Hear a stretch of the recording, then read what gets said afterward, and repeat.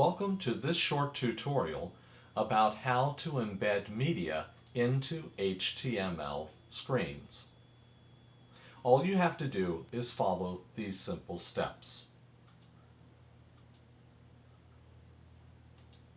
First of all, you want to create a photo gallery within the app for all the photos you want to use in your app. Once you do this, clicking on the thumbnail will reveal a URL code to the right.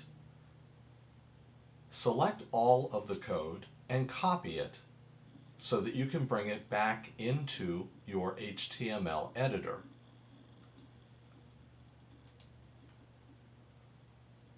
Once back into the editor, click this button. In the window that appears, paste the URL from your photo gallery selection. When you click on the first dimensions window, the number will appear that fits the size of the image you're bringing in.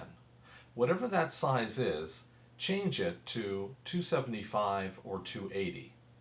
Clicking on the second number will automatically position the picture at the size it should be. Once you have the picture the way you want it, using the editor, you can then embed the image permanently in the screen. It's there permanently because the image lives elsewhere on your app.